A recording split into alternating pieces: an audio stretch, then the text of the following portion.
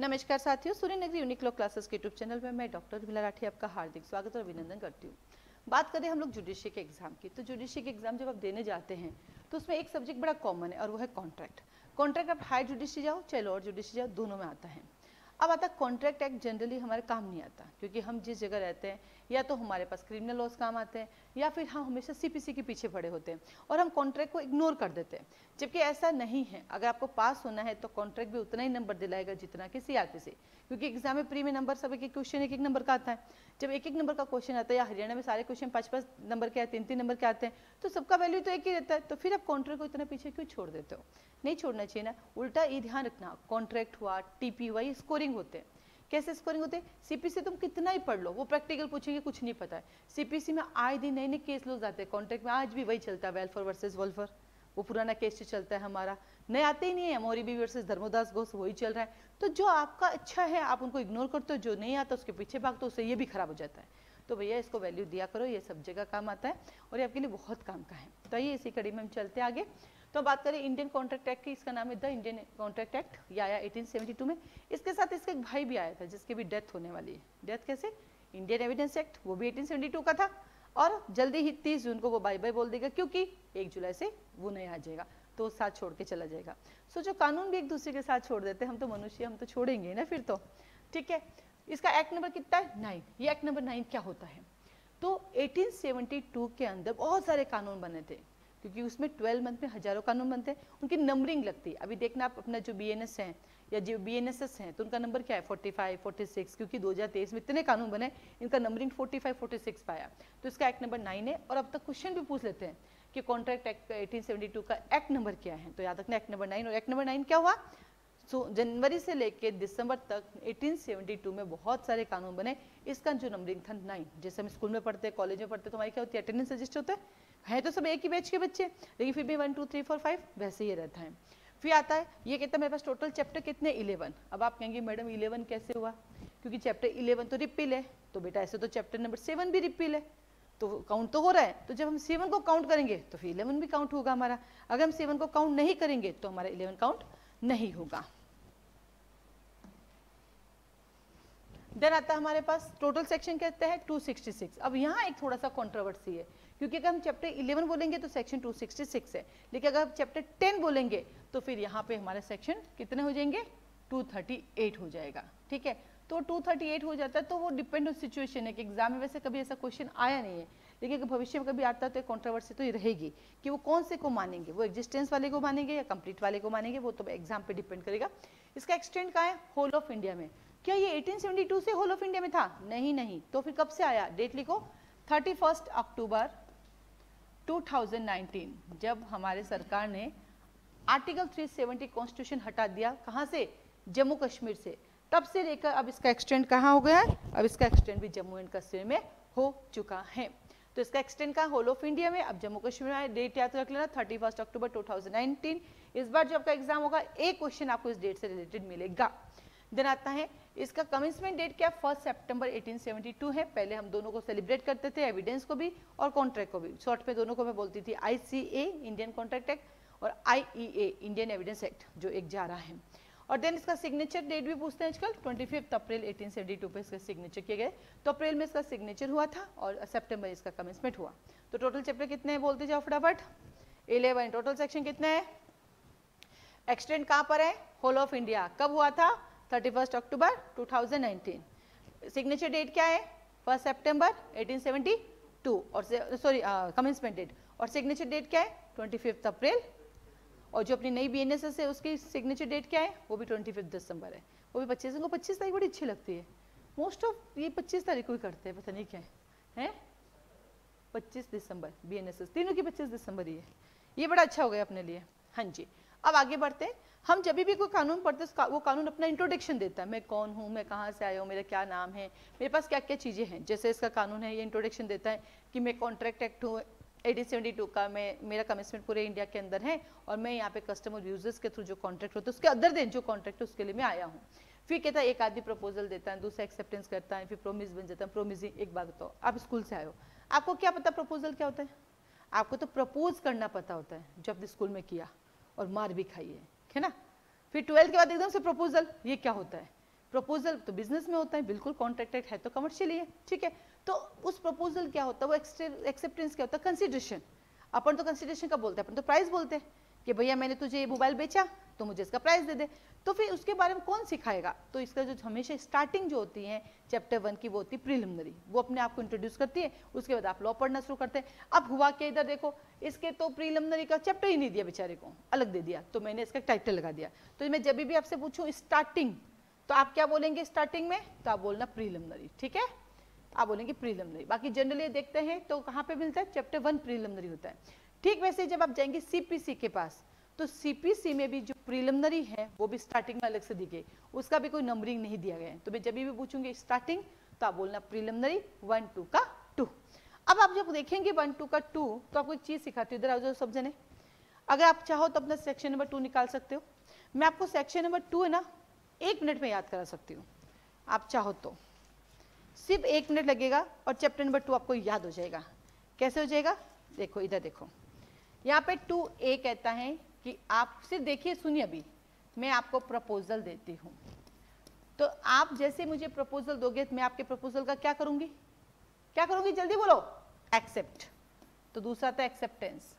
जैसे हम एक्सेप्टेंस कर लेते तेरे मेरे बीच में क्या बन जाता है, प्रोमिस। तो देखिएगा आपके 2 के बी में ही एक्सेप्टेंस है और 2 के बी में आपका प्रोमिस है, ठीक है। फिर जैसे ही हम प्रोमिस कर लेते तो एक बन जाता प्रोमिसर, तो दूसरा बन जाता प्रोमिजी। तो ये लीजिए प्रोमिसर और प्रोमिजी। फिर अब देना पड़ेगा क्या, कंसीडरेशन। बिना पैसों के काम थोड़ी होता है, तो ये लीजिए हमने दे दिया कंसीडरेशन। जैसे कंसीडरेशन देते हैं तेरे मेरे बीच में क्या बन जाता, अग्रीमेंट। ये लीजिए अग्रीमेंट बन गया। अब तूने कहा रुक जाओ, मेरी कुछ शर्तें हैं। जब से ही हम अपने एग्रीमेंट में कुछ किंतु परंतु जोड़ देते हैं तो वो हो जाता है रेसिप्रोकल प्रोमिसेस, क्योंकि जैसे कोई जोड़ते तो गड़बड़ी आ जाती है। तो आई तुम्हारे रेसिप्रोकल प्रोमिसेस। मुझे तेरी शर्तें पसंद नहीं आई तो मैंने कहा कैंसिल, मुझे नहीं करना, तो हो गया वॉइड अग्रीमेंट, हो गया वॉइड अग्रीमेंट। मैंने कहा चल ठीक है, तू जो कह रहा मैं मान लेती हूँ, तो तेरे मेरे बीच में बन गया कॉन्ट्रैक्ट। एक पार्टी कहती नहीं यार मुझे नहीं करना तेरे साथ कॉन्ट्रैक्ट, मतलब एक तैयार है पर एक तैयार नहीं। तो जब एक तैयार होती है एक मना कर देती है तो होता ऑप्शन, उसको बोलते हैं वॉइडेबल कॉन्ट्रैक्ट। क्या बोलेंगे, वॉइडेबल कॉन्ट्रैक्ट। जब दोनों पार्टी कहते हुए जाने दे, गो टू हेल, नहीं करना, तो हो जाता वॉइड कॉन्ट्रैक्ट। ये देखो पूरा खत्म हो गई डेफिनेशन क्लोज। तो ए ने प्रपोजल दिया, बी ने एक्सेप्ट किया, एक्सेप्ट करते प्रोमिस हो गया, एक प्रोमिसर हो गया, दूसरा प्रोमिजी हो गया। फिर उसने दिया कंसिडरेशन, कंसिडरेशन दे दी, बन गया एग्रीमेंट, एग्रीमेंट में लगे शर्तें, तो रेसिबल प्रोमिस हो गया। तुमने नहीं माना तो वॉइड एग्रीमेंट हो गया, मान गया तो कॉन्ट्रैक्ट बन गया। एक ने कहा मैं नहीं मानता, वॉइडेबल, दोनों ने कहा रहने दे, गो टू हेल, वॉइड हो गया, ठीक है। हिंदी वाले पहले क्या दिया मैंने तुझे, 2A के अंदर प्रस्ताव, शादी का प्रस्ताव आता ना। अब देखो वो प्रस्ताव तो इजी है बेटा, यहाँ पे लॉ में प्रस्ताव शब्द नहीं यूज किया गया, प्रस्थापना शब्द यूज किया गया, और आपको प्रस्थापना वर्ड ही लिखना पड़ेगा हिंदी मीडियम वालों। तो मैं आपको बता दूं हिंदी में कानून थोड़ा सा क्लिष्ट होता है, भाषा भी थोड़ी सी अजीब सी होती है, ठीक है। प्रस्थापना जिसको हम प्रस्ताव कहते हैं, मैंने आपको प्रस्ताव दिया, आपने उसको एक्सेप्ट किया, स्वीकृति की। यहाँ पे स्वीकृति नहीं लिखा है बेटा, यहाँ पे लिखा है प्रतिग्रहण, जबकि एक्चुअली हम क्या बोलते हैं बेटा इसको, प्रस्ताव। और स्वीकार करने को क्या बोलते हैं, स्वीकृति। पर ये हमारी भाषा है, लॉ की भाषा नहीं है, इसलिए ध्यान रखिएगा। फिर हम एक जना बन गया वचन, फिर ये प्रतिग्रहण करते क्या बन गया तेरे मेरे बीच में, वचन। तो एक हो गया वचन दाता और एक होता वचन ग्रहीता। अब भैया वचन दाता वचन ग्रहीता को क्या करना पड़ेगा, उनको देना पड़ेगा प्रतिफल। अब जिसको हम कीमत बोलते हैं या लॉ की भाषा में उसको बोलते हैं प्रतिफल, ठीक है। प्रतिफल देते तेरे मेरे बीच में क्या बन गया, करार तैयार कर करार। तूने कहा कि देख एक मिनट रुक, शर्त ये है कि मेरे पास एक गाड़ी है, मैं तुझे बेच रही हूँ, 2 लाख की है। तूने कहा मेरे पास 2 लाख रुपए तो नहीं है, 1 लाख कैश दे दूंगी और 1 लाख के बदले में 2 व्हीलर दे दूंगी। तो मैंने कहा रहने दे, मुझे ये कॉन्ट्रैक्ट में, मुझे तो 2 लाख की जरूरत है, नहीं तो मैं मेरी गाड़ी बेचती क्यों, मुझे गाड़ी के बदले गाड़ी थोड़ी चाहिए। तो इसको बोलते हैं रेसिप्रोकल प्रोमिसेस। एफ मतलब एक ना एक चीज उसके साथ जुड़ी होना। हिंदी में बोलते हैं बेटा व्यतिकारी वचन। ये जो रेसिप्रोकल वर्ड है ना बेटा, ये बड़ा कॉमन वर्ड हो गया। कैसे, जब आप पढ़ते हो सीआरपीसी, यानी अभी पुराने सीआरपीसी की बात कर रही हूँ और हम बात करेंगे बीएनएसएस, दोनों की बात करती हूँ मैं, ठीक है। तो जब हम सीआरपीसी पढ़ते हैं और जब हम बीएनएसएस पढ़ते हैं, तो सीआरपीसी में चैप्टर नंबर 7A है और बीएनएस में चैप्टर 8 है। वहां पर भी आया हुआ है रेसिप्रोकल, बट वहां क्या है, रेसिप्रोकल अरेंजमेंट्स है, ठीक है। हम पढ़ते हैं सीपीसी। CPC पढ़ते हैं, सेक्शन नंबर 44A पढ़ते हैं, वहां पढ़ते हैं रेसिप्रोकल टेरिटरी और यहाँ पे पढ़ते हैं रेसिप्रोकल प्रोमिस। तो ये रेसिप्रोकल वर्ड जो है हमें लगभग सभी जगह देखने को मिलता है। तो जैसे मैंने व्यक्तिगत वचन की तूने कहा नहीं करना मैडम आपके साथ कैंसिल, तो क्या हुआ जी, तो आपने कहा शून्य कर दिया, जी हमें नहीं करना, शून्य करा। फिर आपने कहा चलो मैडम आपकी शर्तें मान लेते हैं, कोई इशू नहीं, तो हमारे तेरे बीच में क्या बन गया, कॉन्ट्रैक्ट, संविदा। अब जब आप कोई भी कानून पढ़ते हो बेटा, आपको कुछ आए ना आए, जिस कानून को तुम पढ़ रहे हो उसका डेफिनेशन कहाँ दिया गया है वो आपको पता होना चाहिए। तो कॉन्ट्रैक्ट का डेफिनेशन कहाँ दिया गया, 2K में। विजिता, लिमिटेशन का डेफिनेशन कहाँ दिया हुआ है विजिता, 2K सेक्शन 2 में कहाँ दिया हुआ है लिमिटेशन का, भूल गई, 2J में भूल गई। टीपी का कहाँ दिया है, ट्रांसफर प्रॉपर्टी एक्ट है, उस ट्रांसफर प्रॉपर्टी की परिभाषा 5 में दी गई। Very good. तो जो कानून आप पढ़ रहे हो उस कानून की डेफिनेशन आपको पता होनी चाहिए, ज्यादा कुछ पता हो ना उसका डेफिनेशन पता होनी चाहिए। एच के बता आई, एक ने कहा जहां पे एक विकल्प आ जाता है तो फिर एक पार्टी कहती है एक्सेप्ट, दूसरे कहती नहीं, तो ऐसे क्या हो जाता है, शून्यकरणीय संविदा। दोनों ने कहा कैंसिल, HIJ, तो आ गया शून्यक संविदा। अब आप यहाँ देखोगे एक चीज तो आपको कंफ्यूजन हुआ होगा, क्या कंफ्यूजन हुआ है, यहां पर भी वॉइड है, यहां पर भी वॉइड है, तो फिर इन दोनों वॉइड में अंतर क्या है बेटा, एक वॉइड अग्रीमेंट है और एक वॉइड कॉन्ट्रैक्ट है। तो वॉइड एग्रीमेंट क्या होता है, मैंने आपसे कहा कि यदि आप 1 घंटे में 1000 किलोमीटर चलेगी तो मैं आपको 5 लाख रुपए दूंगी, क्या आप चल सकते हो, आप शक्तिमान थोड़ी हो जो घूमते पहुंच जाओ, है आपको भगवान गणेश थोड़ी हो आग बंद की कहीं पहुंच जाओ, तो क्या है ये, इम्पॉसिबल है। यानी जो चीज स्टार्टिंग से इम्पॉसिबल होती है, जिसको बोलते हैं एब इनिशियो इम्पॉसिबल, वो क्या होती है, हमारी वॉइड अग्रीमेंट। ठीक है। नंबर 2, हमारे पास एक बड़ी फैक्ट्री है, आप हमारे साथ बिजनेस करते हैं, आपने मुझे कहा कि मैडम पॉलीथीन चाहिए, जो दूध डालने वाली पॉलीथीन है वो चाहिए, कितनी, तो आपने कहा मैडम 50,000 भेज देना। मैंने कहा ठीक है, एडवांस ले लिया मैंने आपसे 5 लाख रुपए, भेज दूंगी 50,000। इतने में सरकार ने बैन लगा दिया कि पॉलीथीन बनाना और बेचना प्रोहिबिटेड है, 5 साल की सजा, 4 लाख रुपए का दिस। अब क्या होगा, क्या मैं दे पाऊंगी आपको, नहीं दे पाऊंगी, मैंने मना कर दिया। तो आपने कहा मैडम आपने ब्रीच ऑफ कॉन्ट्रैक्ट किया, अब आपने ब्रीच ऑफ कॉन्ट्रैक्ट दिया तो आप मुझे कंपनसेशन दो, तो क्या यहाँ मैं कंपनसेशन देने के लिए बाउंड हूं, नहीं, क्योंकि इसको बोलते हैं डॉक्ट्रिन ऑफ फ्रस्ट्रेशन, यानी निराश्रितता का सिद्धांत। जब कॉन्ट्रैक्ट किया परिस्थिति ठीक थी, कॉन्ट्रैक्ट वैलिड था, लेकिन जब परिस्थितियां मेरे कंट्रोल के अंदर दिन बदल गई तो इसमें मेरी क्या गलती है, तो ये हो जाता है वॉइड कॉन्ट्रैक्ट। तो कभी भी आपको दोनों में अंतर समझना, एक याद रखना, 1000 किलोमीटर दौड़ना और पॉलीथीन, कभी भूलोगे नहीं। ठीक है। अब आता अपने पास दूसरा एग्जाम्पल आता है मेरे को, वॉइड में से, ठीक है, दूसरा आगे चलेंगे। फिर आया, मान गए कॉन्ट्रैक्ट, ठीक है, मान गए आपने, ये घर बना देना, कितने लेगा, 15 लाख रुपए, ये ले 15 लाख, तूने घर बना दे, बन गया कॉन्ट्रैक्ट। फिर एक पार्टी के ऑप्शन पर आता है, जैसे कि तूने मेरे साथ किया कॉन्ट्रैक्ट पर झूठ बोला, क्या किया, फ्रॉड किया। तो जब एक पार्टी फ्रॉड करती है तो दूसरा चाहे तो उसकी बात माने, चाहे तो मना कर दे, तो उसको बोलते हैं वॉइडेबल कॉन्ट्रैक्ट। ठीक है। चलिए, हाँ जी, तो क्या कहा, मैं हूं प्रीलिमिनरी, तो ये देखो पूरा इंट्रोडक्शन दे दिया। अब जब आपको चैप्टर 1 पता हो गया, यानी स्टार्टिंग प्रीलिम पता हो गई, तो आप आराम से सब कुछ कर सकते हैं।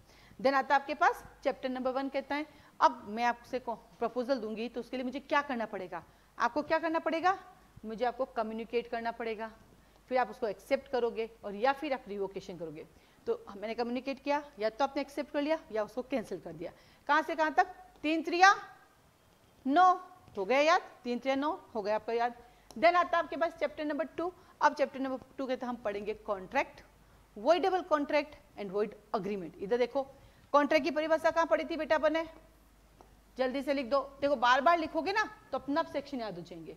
तो कहां पढ़ी 2H में, वॉइडेबल कॉन्ट्रैक्ट कहां पढ़ा था, I में, और वॉइड अग्रीमेंट कहां पढ़ा था, G में।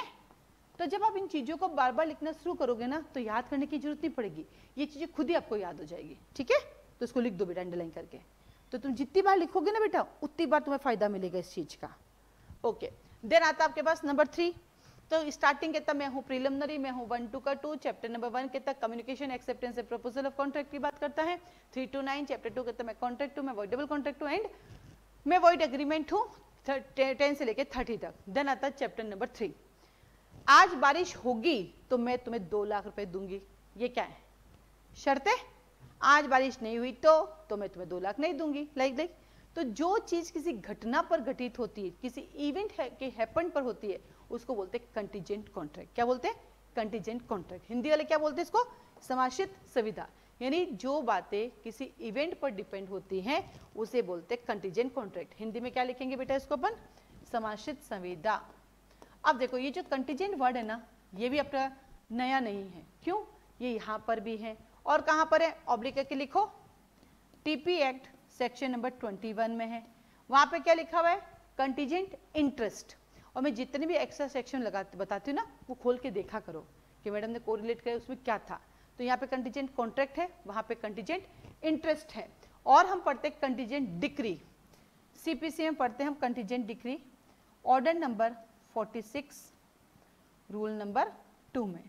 ये कंटीजेंट डिक्री क्या होती है?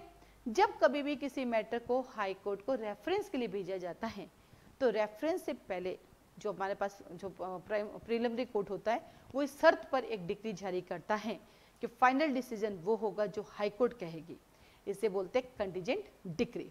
तो जब भी एक वर्ड आया कंटीजेंट, फटाफट सारे सब्जेक्ट लगा दो। उससे क्या फायदा होगा? आपके माइंड को हमेशा अवेयर रहेगा, अरे हाँ ये मैंने कहीं पढ़ा था, अरे हाँ ये मैंने कहीं पढ़ा था। तो ये उसके लिए आपके काम आ जाता है। ठीक है, देन आता है आपके पास चैप्टर नंबर 4। चैप्टर नंबर 4 कहता है परफॉर्मेंस ऑफ कॉन्ट्रैक्ट। क्या कहता है? चलो फाइनली तेरे मेरे बीच कॉन्ट्रैक्ट होगा, अब हम इसका परफॉर्मेंस कर देते हैं। करें परफॉर्मेंस ऑफ कॉन्ट्रैक्ट। ओके, याद करना कितना इजी, इधर देखना। 3767 हो गया यार। 37 से 67, 3767। अब मैंने आपसे कहा ये घर बनाना है, आपने कहा यस मैडम मैं आपका घर बना दूंगी। मैंने कहा मैं आपको 15 लाख रुपए दूंगी, आपने कहा ठीक है मैडम मैंने आपको 15 लाख दे दिया, अब तुम क्या करोगे?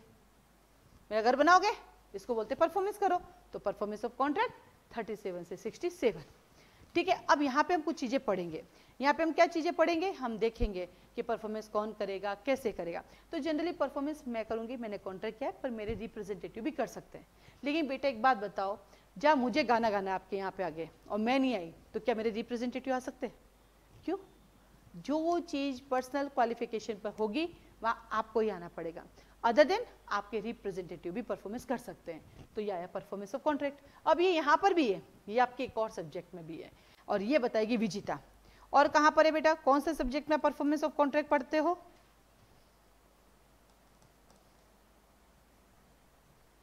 विजिता 23 जून को रेंट कंट्रोल में परफॉर्मेंस ऑफ कॉन्ट्रैक्ट। 23 जून को एग्जाम है बेटा तेरे। एक्चुअली बेटा ये जो रिकॉर्डिंग आपको मिल रही है ना, ये लाइव क्लास की है। हमारी जो लाइव क्लासेस के नए बैचेस स्टार्ट हुए ना, तो हमारे 2 in 1 चलता है। वहीं हमारे ऑफलाइन के बच्चे बैठते हैं, वहीं ऑनलाइन के। तो ये जो रिकॉर्डिंग है फर्स्ट चैप्टर का, ये यूट्यूब पे भी डलता है, तो इसलिए आपको लगेगा बीच में किससे बातें हो रही। ठीक है बेटा, SRA स्पेसिफिक रिलीफ एक्ट में दिया हुआ ना परफॉर्मेंस ऑफ कॉन्ट्रैक्ट, भूल गई? चलो श्रुति बेटा, ये आपकी बिहार जुडिशरी में एक और सब्जेक्ट है आपके कोर्स में, जैसे राजस्थान वालों के तो SRA, ठीक वैसे बेटा आपके कोर्स में आता है ये क्या बोलते हैं इसको, और सेल ऑफ गुड्स एक्ट, वहां पर भी आता है बेटा परफॉर्मेंस ऑफ कॉन्ट्रैक्ट। ठीक है, चलिए तो परफॉर्मेंस कॉन्ट्रैक्ट आ लिया। तो स्टार्टिंग में प्रीलिमिनरी आई, फिर चैप्टर नंबर 1 आया था जिसने कहा communication, revocation, acceptance of proposal, फिर आया number chapter 2 contract, voidable contract, void agreement आया, फिर चैप्टर नंबर 3 में कंटीजेंट कॉन्ट्रैक्ट कर लिया, और चैप्टर 4 में हमें रेसिपी को हमने क्या किया, परफॉर्मेंस ऑफ कॉन्ट्रैक्ट कर लिया। आइए चैप्टर नंबर 5 क्या लिखा देखो, certain relation resembling those created by contract, ऐसे कोई रिश्ते जिसमें दिखावटी कॉन्ट्रैक्ट हो जाते हैं, यानी एक तरफा प्यार, वैसे एक तरफा कॉन्ट्रैक्ट भी होता है। इस पूरे को शॉर्टकट में लिखो क्वाजी कॉन्ट्रैक्ट, लिखो इसको शॉर्टकट में क्वाजी कॉन्ट्रैक्ट, ब्रैकेट में लिख दो एक तरफा कॉन्ट्रैक्ट, और मैं इसको याद करती हूँ एक तरफा प्यार से। क्यों? आप रास्ते से जा रहे थे, आपको एक एक्सीडेंट हुआ पड़ा मिला, एक बंदा एक्सीडेंट में डैमेज इंजरी हो गई, इंजर्ड हो गया, आपने उसको उठाया हॉस्पिटल लेके गए, उसको एडमिट कराया, पैसे दिए, आपने पैसे जमा कराए। अब उस बंदे ने कहा नहीं ना, कुछ किया क्या, कंसेप्ट उसने एक्सेप्टेंस किया नहीं किया, कोई कंसेंट नहीं, लेकिन आपने अपना काम किया। जैसे वो हॉस्पिटल में आएगा आप क्या कहोगे, पैसे दो, ये तो कहोगे ना, हमने उसकी भलाई की, पैसे तो हमारे लेंगे, और यदि वो कैपेबल नहीं है, उसके पास अभी नहीं है, तो हम उसकी प्रॉपर्टी से ले सकते हैं। तो यहाँ कॉन्ट्रैक्ट एक तरफा हुआ। ठीक वैसे आपके भाई है, वो आपके भाई मेंटली डिसेबल है, उनकी वाइफ है, 3 बच्चे हैं, तो उनका लिखाना पढ़ाना करना सब कुछ आपने किया। जब वो सक्षम होंगे तो आप क्या कहोगे, पैसे दो, वो नहीं देते तो हम क्या करेंगे, प्रॉपर्टी से लेंगे, क्योंकि वाना कि उन्होंने नहीं मांगा लेकिन हमने दिया तो पैसे तो वापस मिलेंगे ना। इसको कहते हैं एक तरफा काम, यानी एक तरफा प्यार करना। तो ये आपका एक तरफा कॉन्ट्रैक्ट, इसलिए इसको बोलते हैं क्वाजी कॉन्ट्रैक्ट। कहां से कहां तक, 68 से 72। अब हमने चैप्टर 1 से लेके प्रीलिमिनरी तो समझा है, चैप्टर 1 से लेके चैप्टर 5 तक हमने आपके साथ कॉन्ट्रैक्ट ही किया। आप सीधे सीधे काम कर लो, तेरी मेरी कोई लड़ाई नहीं। पर जैसे तुम मेरा कॉन्ट्रैक्ट ब्रीच करोगे, मुझे भागे भागे कहां जाना पड़ेगा, सूट फाइल करने। तो ये कहता है ब्रीच ऑफ कॉन्ट्रैक्ट 73 से 75। अब जब ब्रीच ऑफ कॉन्ट्रैक्ट हुआ, सूट इंस्टीट्यूट करना पड़ेगा। सूट यहां तो इंस्टीट्यूट होगा नहीं, क्यों क्यों नहीं होगा, क्यों नहीं होगा, आओ बताती हूं। लॉ हमारे पास दो तरह के होते हैं, एक होता है प्रोसीजर लॉ। लॉ हमारे दो तरह के होते हैं, एक होता प्रोसीजर लॉ, एक होता सब्सटेंटिव लॉ। लिख दो, एक होता प्रोसीजर लॉ, एक होता सब्सटेंटिव लॉ। इसको बोलते हैं प्रक्रियात्मक विधि और इसको बोलते हैं सारवान विधि। अब हिंदी वाले इधर आ जाओ भाई। गरीब तेरे 3 नाम, झूठा पापी बेईमान। वैसे हमारे सब्सटेंटिव लॉ के भी 3 नाम है हिंदी में, सारवान विधि, मौलिक विधि और मूलभूत विधि। तो इसके भी हमारे 3 नाम है, ठीक है। अब बेटा जो प्रोसीजर लॉ होता है वो प्रोसीजर लॉ क्या करता है, प्रोसीडिंग करता है, और जो सब्सटेंटिव लॉ होता है वो डिफाइन करता है चीजों को। तो ये हमारा कॉन्ट्रैक्ट एक्ट कैसा लॉ है, तो लिखो कॉन्ट्रैक्ट एक्ट हमारा सब्सटेंटिव लॉ है। अब जब कॉन्ट्रैक्ट एक्ट सब्सटेंटिव लॉ है और कॉन्ट्रैक्ट ब्रीच होता है तो यहाँ तो सूट इंस्टीट्यूट नहीं होगा, तो सूट इंस्टीट्यूट कहाँ होगा, बताओ बताओ कहाँ होगा सूट। तो भाई ये सिविल का लॉ है तो इसका सूट इंस्टीट्यूट होगा तुम्हारे सीपीसी में। कहाँ होगा, सीपीसी 1908, क्योंकि सीपीसी एक प्रोसीजर लॉ है। अब जब कॉन्ट्रैक्ट ब्रीच हुआ तो कितने साल के अंदर केस करना पड़ेगा, 3 साल के अंदर। ये कौन कहता है, लिमिटेशन एक्ट। तो लिखो लिमिटेशन एक्ट 1963। और आप कहते हो मुझे तो वही चीज चाहिए जो कॉन्ट्रैक्ट हुआ था, बदला बदला कुछ नहीं है। मैंने तुमसे इस घर की बात की, मुझे यही घर चाहिए, मुझे बदले में पैसे नहीं चाहिए, परफॉर्मेंस ऑफ कॉन्ट्रैक्ट, मुझे तो यही मोबाइल चाहिए, दूसरा नहीं चाहिए, इसी का कॉन्ट्रैक्ट हुआ था, इस घर का कॉन्ट्रैक्ट, भैया ये घर मुझे बहुत अच्छा लगता है, मुझे यही चाहिए, बदले में मुझे कुछ नहीं चाहिए। तो इसको कहते हैं स्पेसिफिक परफॉर्मेंस ऑफ कॉन्ट्रैक्ट। तो कहाँ जाना पड़ेगा, SRA में 1963। इसका मतलब पता चला, ये तीनों प्रोसीजर लॉ है। अब जब कॉन्ट्रैक्ट ब्रीच हुआ, क्या सबूत है तेरे पास कि कॉन्ट्रैक्ट ब्रीच हुआ, सबूत देने पड़ेंगे, क्या लेकर आएगा, एविडेंस एक्ट। तो ये ले चौथा आ गया इंडियन एविडेंस एक्ट। एक्चुअली ये जो रिकॉर्डिंग हो रही है हमारी, ये हो रही है 5 मई 2023। तो अभी तक हमारे पास इंडियन एविडेंस एक्ट ही है, तो ये तो आपको वीडियो बाद में भी सुनने को मिलेगा। तो फिलहाल हमारा इंडियन एविडेंस एक्ट है, लेकिन एक और हमारे पास सब्जेक्ट है भारतीय साक्ष्य अधिनियम। तो जुलाई के बाद तो वो अप्लाई होगा, तो वीडियो तब पे चलते रहेगा। तो ये जो BSA है हमारे भारतीय साक्ष्य अधिनियम, ये चारों के चारों कैसे लॉ है हमारे, ये चारों प्रोसीजर लॉ है। और ये कौन है कॉन्ट्रैक्ट, हमारा सब्सटेंटिव लॉ। इसके साथ एक और सब्सटेंटिव लॉ है हमारे पास, कौन है, TP एक्ट। ऐसे हमारे पास बहुत सारे सब्सटेंटिव लॉ हैं, पर हम सबकी यहाँ पे बात नहीं करते। क्यों नहीं करते सबकी बात, क्योंकि जनरली जुडिशरी की क्लासेस चलाते हैं तो हम उन्हीं की बात करेंगे जो हमारे कोर्स में होते हैं। ऐसा हजारों लॉ पढ़ने का कोई काम नहीं, क्योंकि ज्ञाता नहीं बनना है, हमें सिर्फ जज बनना। हम जज बन जाएंगे, फिर वहाँ बैठ के हम गप्पे लड़ेंगे ज्ञाता बनने के, ठीक है। चलो, तो समझ में आ गया। इसलिए जब कॉन्ट्रैक्ट ब्रीच हुआ, इधर देखो, इसलिए जब यहाँ पे कॉन्ट्रैक्ट ब्रीच हुआ तो हमें सूट इंस्टीट्यूट करने कहाँ जाना पड़ा, CPC में जाना पड़ा। फिर वहाँ हमने सूट इंस्टीट्यूट कर दिया 1908 में। ओके, देन आया चैप्टर 7। अब कॉन्ट्रैक्ट आप कॉलेज में पढ़ते हो तो अब देखना आपका कॉन्ट्रैक्ट 2 पार्ट में डिवाइड है, पार्ट 1 और पार्ट 2। तो कॉलेज के पॉइंट ऑफ व्यू से हमारा एक पार्ट खत्म हो गया, क्योंकि कॉलेज में कॉन्ट्रैक्ट का पार्ट 1 होता ना, वो होता 1 से लगा के 75 तक, और जो कॉन्ट्रैक्ट का पार्ट 2 होता है ना कॉलेज के अंदर, वो होता है तुम्हारे 124 से 238। तो कॉलेज पॉइंट ऑफ व्यू से हमारा कॉन्ट्रैक्ट का एक पार्ट खत्म हो गया। लेकिन जुडिशरी के पॉइंट ऑफ व्यू से भैया पूरा एक साथ ही चलता है, अलग अलग नहीं होता है, ठीक है। तो आगे चलते हैं चैप्टर नंबर 7। चैप्टर 7 था सेल ऑफ गुड्स एक्ट से रिलेटेड। अब आपको खुद को ही पता है, कॉलेज में आपने पढ़ाई की होगी। बिहार जुडिशरी की मैं बात करती हूँ, यूपी जुडिशरी की बात करती हूँ, गुजरात जुडिशरी की बात करती हूँ, और न जाने कितनी सारी जुडिशरी होगी जिनके कोर्ट्स में, हरियाणा जुडिशरी की बात करती हूँ, पंजाब की बात करती हूँ, सबके कोर्ट्स में सेल ऑफ गुड्स एक्ट है। तो नाम तो सुना ही होगा आपने, सेल ऑफ गुड्स का कॉलेज में सुना है ना। तो सेल ऑफ गुड्स एक्ट आ गया। तो जब sale of goods act separate आ गए थे, यहाँ से उसको रिपील कर दिया, हटा दिया। कब हटाया, 1930 को हटा दिया गया। तो प्री में सवाल पूछ लेते हैं कि चैप्टर नंबर 7 को कौन से अमेंडमेंट से हटाया गया, तो सवाल तो कुछ भी पूछे जा सकते हैं। अब आया हमारे पास बेटा इंडेमनिटी एंड गारंटी। ये जो इंडेमनिटी एंड गारंटी है ना बेटा, इसको हिंदी में बोलते हैं क्षतिपूर्ति एंड प्रत्याभूति। क्षतिपूर्ति एंड प्रत्याभूति, ठीक है। अब क्षतिपूर्ति और प्रत्याभूति, इंडेमनिटी एंड गारंटी क्या होती? हमने तो गारंटी आज तक ये समझी, क्या गारंटी है? कपड़े देते भैया गारंटी है क्या इसकी? वो कहते भाई कोई गारंटी नहीं है, अपन तो वही गारंटी। तो ये उस गारंटी की बात कर रहा है? नहीं, ये कपड़ों की गारंटी की बात नहीं कर रहा है। तो क्या है? तो इंडेमनिटी में क्या होता है बेटा कि मैंने आपकी टू व्हीलर लेके गई उधार कि मुझे थोड़ी देर के लिए ले जाऊँ क्या? तुमने कहा ले जाओ। मैं वो टू व्हीलर लेके बैंक गई, मैं तो बैंक के अंदर थी, टू व्हीलर बाहर था, दो गाय लड़ते हुए आई, बचीड़ कर दिया, वो टूट गई। मैं वापस आई तेरे पास, तुम क्या कहोगे?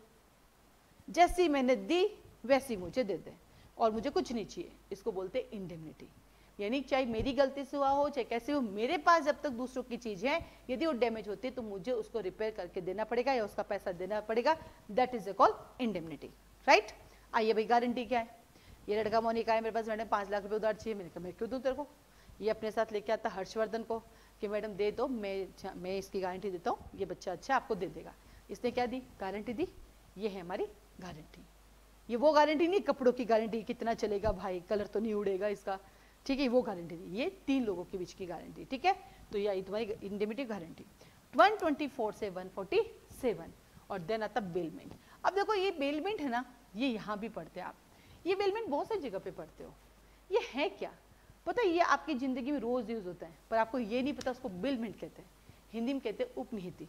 इसका छोटा सा एग्जांपल आपको, अच्छा ये बेलमेंट होता है क्या? ये ट्रांजेक्शन, क्योंकि बेटा ये जमाना है हमारे दादाजी के समय का, 1872, दादाजी का परदादाजी के जमाने का कानून है। हमारे लिए तो ये पल्ले ही ना पड़े, ठीक है। हुआ क्या, तुम्हारे घर में शादी थी तो घर में शादी होती है तो क्या करते हैं? टेंट लगवाते हैं। तो टेंट खरीदते हैं या उधार लेके आते हैं? रेंट पे लाते हैं और काम होती वापस दे देते हैं। तो जब हम किसी से टेंट लेकर आते हैं, हमारे घर में उसको लगाते हैं, 3 दिन हम एंजॉय करते हैं, चौथे दिन रिटर्न करते हैं, पैसे दे देते हैं। That is called indemnity. पर हमें पता ही नहीं इसे इंडेमनिटी कहते हैं। हम तो क्या कहते हैं कि हम किराए पर लेके आए। क्या कहते हैं हम लोग? कि हम तो किराए पर लेकर आए हैं और वापस दे देंगे। ये जो किराए पर सामान लाना, अपना पर्पस पूरा होते रिटर्न कर देना, बदले में उसका पैसा देना, दैट इज कॉल्ड इंडेमनिटी, उपनिहिति। कहां से कहां तक? 148 से 181। अब इस इंडेमनिटी में हमारे पास एक और चीज आती है, वो है प्लेज। 172 से 179A तक, वो इसके बीच में आएगी हमारे, ठीक है। तो हम पढ़ेंगे बीच में। तो प्लेज, ये आपको पता है। गिरवी क्या होता है? गिरवी ये होता है कि बेटा आपको पैसों की जरूरत होती है। अब पैसे आप आओगे, मैडम मुझे पैसे दो, तो मैं आपको पैसे क्यों दूं? मुझे बताओ, मैं आपको पैसे क्यों दूं? तो बदले में क्या दिया आपने मुझे? सोना, गोल्ड, कि मैडम गोल्ड रख लो, मुझे 2 लाख रुपए उधार दे दो, मैं आपको 2,10,000 रुपये ब्याज समेत दे दूंगा, वापस अपना गोल्ड ले जाऊंगा। इसको क्या बोलते हैं? गिरवी, ठीक है। अच्छा, आपको पैसे की जरूरत है, आपने मुझे अपना मकान दिया कि मैडम ये मकान आपके पास रख लो, मुझे पैसे दे दो, मेरे पास जब पैसे रिटर्न कर दूंगी ब्याज समेत, तो उसको क्या बोलते हैं? गिरवी नहीं, उसको मॉर्गेज बोलते हैं। देखो दोनों में ट्रांजेक्शन सेम है, अपनी चीज दूसरों को देना, पैसे लेना, अपना टाइम खत्म, ब्याज में रिटर्न करना। ये हमारी गड़बड़ क्या है कि हमें ट्रांजेक्शन के नाम नहीं पता है। हमें पता तो सब है, जैसे कई बार फादर के पास पैसे नहीं होते अपने पापा के पास, वो हमें अच्छा कॉलेज पढ़ाना चाहते हो, क्या करते हैं? मकान किसी के पास रखते हैं, पैसे लाते हैं, हम पढ़ते हैं, बड़े होके फिर वापस नौकरी करके उतार देते हैं। तो हम क्या कहते हैं? मेरे पिताजी ने मकान गिरवी रख के मुझे पढ़ाया, मैं उनके एहसान कभी नहीं भूल सकता। फिर आपकी लुगाई आती है, बोलता अपने पिता से मत रख, वो जा यहाँ से, तेरे से नहीं रखूंगा। इन्होंने क्या किया तुझे पता ही नहीं है। तो मकान गिरवी नहीं रखते, वो मकान मॉर्गेज रखते हैं। तो जब इमूवेबल प्रॉपर्टी को किसी के पास रख के पैसे लेके आते हैं उसको मॉर्गेज कहते हैं टीपी एक्ट के अंदर, और जब मूवेबल प्रॉपर्टी को किसी के पास रख के पैसे लेके आते हैं उसको कहते हैं प्लेज, गिरवी, जो यहाँ पढ़ते हैं 172 से 170 इसी के अंदर आएगा। फिर बन गई एजेंसी। अब सब काम आ गए, चलो हम मिलकर एक एजेंसी बनाते, बढ़िया बैठ के काम करेंगे, पैसे कमाएंगे। कहाँ से कहाँ तक? 182 से 238। एजेंसी में कितने लोग होते हैं? 3 लोग होते हैं। कौन कौन होते हैं? एक मालिक, एक एजेंट और एक सब एजेंट। मालिक हमारे अंबानी जी, फिर चारों और उनके एजेंट और छोटे छोटे सब एजेंट सब जगह, तो एजेंसी बन जाती है। एजेंसी की जो सबसे अच्छी क्वालिटी क्या है? एक क्वेश्चन आपके ऊपर छोड़ते जो क्वेश्चन मांगे, क्या माइनर एजेंट बन सकता है? इस क्वेश्चन को ढूंढिएगा, आंसर दीजिएगा कि क्या किसी माइनर को एजेंट बनाया जा सकता है या नहीं।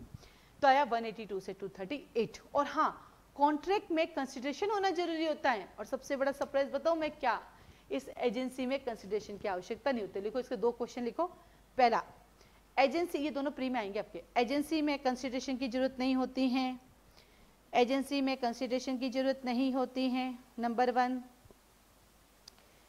नंबर 2, ठीक है, नंबर 2, एजेंसी में माइनर को भी एजेंट बनाया जा सकता है, माइनर को भी एजेंट बनाया जा सकता है, माइनर को भी एजेंट बनाया जा सकता है। ठीक है, अब आप कहोगे मैडम माइनर तो कॉन्ट्रैक्ट नहीं कर सकता, तो मैंने कॉन्ट्रैक्ट की बात कर रही हूं, मैं तो एजेंट बनाने की बात कर रही हूं। हाँ, माइनर एजेंट हो सकता है, ये अलग बात है कि माइनर पे कोई लायबिलिटी नहीं होती है। क्या कहा, माइनर एजेंट हो सकता है बट माइनर पे कोई लायबिलिटी नहीं होती है। और पूरा कॉन्ट्रैक्ट कितना कंसिडरेशन के बिना कॉन्ट्रैक्ट वॉइड होता है, लेकिन एजेंसी में कंसिडरेशन की रिक्वायरमेंट नहीं होती। एक ऐसा और सेक्शन है जो हम पढ़ेंगे डिटेल जब क्लास में तो बताऊंगी आपको, ठीक है। और देन आता है लास्ट चैप्टर नंबर 11, ये एजेंसी, को इधर वापस, इस एजेंसी, इस एजेंट, ये एजेंट के साथ तुम्हारा कौन आया अभी, सब एजेंट आया, ये सब हम कोई पढ़ चुके हैं, ऑनर वगैरह कहाँ पढ़े, टॉट में, ये ध्यान रखना। तो कॉन्ट्रैक्ट का दूसरा हिस्सा टॉट में भी दिखाई देता है। तो जब आप वेस्ट बंगाल जुडिशरी का एग्जाम देते हैं तो you have A option, Orissa का एग्जाम देते हैं तो आपके पास एक ऑप्शन होता है कि आपको चुनना होता है, तो वहां पे आप कॉन्ट्रैक्ट और टॉट आपको चुनना पड़ता है। तो दोनों एक जैसे ही चलते हैं, यू नो, वाइकेरियस लायबिलिटी है ना, मालिक के द्वारा, नौकर के द्वारा किए गए कार्य के लिए मालिक लायबल होगा, बिल्कुल एजेंट के द्वारा किए गए कार्य के लिए प्रिंसिपल लायबल होता है। तो टॉट में पढ़ते हैं, इसको वाइकेरियस लायबिलिटी से भी जोड़ते हैं। और ये एजेंसी का सिद्धांत हम पढ़ते हैं इंडियन एविडेंस एक्ट में भी पढ़ते हैं। कहाँ पढ़ते हैं एजेंसी का सिद्धांत, हम पढ़ते हैं सेक्शन 10 इंडियन एविडेंस एक्ट में भी। और देन पार्टनरशिप इसको हटा दिए गए हैं, कब हटाए हैं, 1932 में। कैसे पता चला, क्योंकि वही मैंने कहा, हरियाणा जुडिशरी में चले जाओ, दिल्ली जुडिशरी में चले जाओ, आप बिहार जुडिशरी में चले जाओ, यूपी जुडिशरी में चले जाओ, ठीक है, पंजाब में चले जाओ, वहां उन सबके कोर्ट्स में पार्टनरशिप एक्ट है। तो आपको पता चल गया पार्टनरशिप का सेपरेट एक्ट, और कॉलेज में भी पार्टनरशिप एक्ट सेपरेट यूनिट आती है आपकी, तो यहाँ से हट गया 1932 के अंदर, ठीक है। तो इस तरह से आपका एक चैप्टराइजेशन खत्म होता है, फिर हम डिटेल पढ़ेंगे, एक एक लाइन पढ़ते हैं हम लोग। तो इस तरह से हम लोगों के फाउंडेशन बेस चलते हैं, जहाँ पे कंसेप्ट भी क्लियर करते हैं, कंटेंट भी होते हैं, और हम पूरे बैरक को थ्रू आउट पढ़ते हैं विद केस लॉज। तो आप हमारे फाउंडेशन बेस ज्वाइन कर सकते हैं। फाउंडेशन बेस हमारे पूरे साल चलते हैं, हर महीने नया बैच स्टार्ट होता है, जिससे कि आज हमारा नया बैच स्टार्ट हुआ।